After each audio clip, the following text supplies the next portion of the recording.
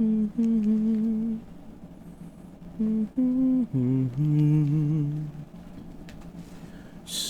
in the clown. Hello.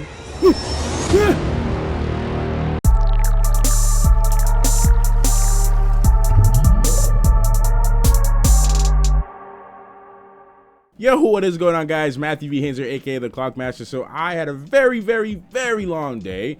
I started New York Comic Con today, so it was a massive day. As you can see, I still have my badge on and everything I was wearing. If you guys saw me today, if you saw me walking around, I met a couple of you guys today. It's just been a long day. So after New York Comic Con, I went straight into the theater to watch Joker for the 8 p.m. screening, and I was considering like not going to see it anymore, and then I still ended up going anyway.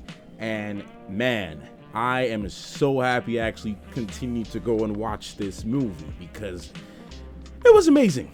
Now guys, this review is going to be spoiler free.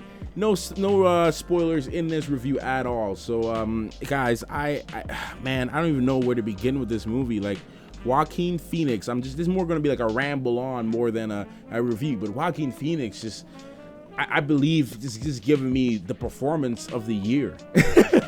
This guy is giving me such a great performance in this film. Like, says he doesn't go into any deep place when he does this movie, and I mean, in real life he's been through a lot of stuff too, so I mean that could also add up to his performance as well. But like, man, like, this movie, you felt so sorry for the Joker, you felt so sorry for Arthur. So it just takes you into his mind, and some certain scenes that just have you questioning what's happening. Did this really happen? Did this not really happen? It's just like this psychotic insanity of a movie, and Todd Phillips did a great job directing this film. Like this, look, I'm literally speechless. That's, I'm like searching for words to say. There's so many good things to say about this. Now, this movie is currently standing at a 69% on Rotten Tomatoes, and I don't think it deserves a 69%. I think this movie deserves a lot higher than that. I believe we've seen one of the best performances we've seen in a DC film to date. You know, it's just one of the best performances in general, man. I'm sorry, like, much respect to Heath Ledger. Much respect to him and his work and what he did. May he rest in peace. However, I feel like Joaquin Phoenix is my Joker. I feel like he is now my Joker. When I think of the Joker, like a live action Joker, I think of Joaquin Phoenix. If I think of animated Joker, I think of Mark Hamill. If I think of somebody who looks like the Joker and I want to see the Joker, I see Willem Dafoe. Like, those are names that I think about. And Heath Ledger did a great performance. He was one of the first people to actually, you know, for the Joker as himself to really take on and add more depth and layers to him.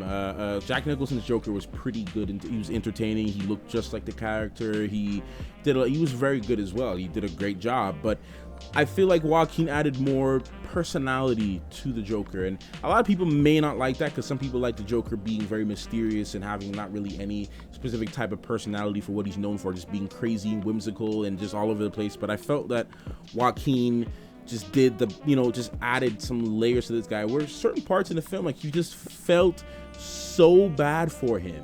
And the movie catches you off guard with certain things, and I'm not going to spoil it. Certain things that happen in this movie just catches you off guard, and you didn't expect it, or certain things, and like, wow, they went there. Like, this is an R-rated movie, guys. This movie is an R-rated movie, and it is ridiculously insane, and it's just a journey. It's great storytelling, it's great acting, it's great filmmaking, it's a great soundtrack. The score in this movie just made you feel so edgy. It felt so jarring. The cellos and some of the other violins, and when they were playing, it was just like, it felt so jarring and empty, and just the pain that you can feel from the screen, emanating off the screen, was just so surreal. And the way how this whole project tied together, I could not be more happier and more satisfied with the DC film so far. Like, this movie I feel would make a lot of Joker fans happy. It would make a lot of, even if you didn't want to see the whole backstory thing, it'll still make you happy.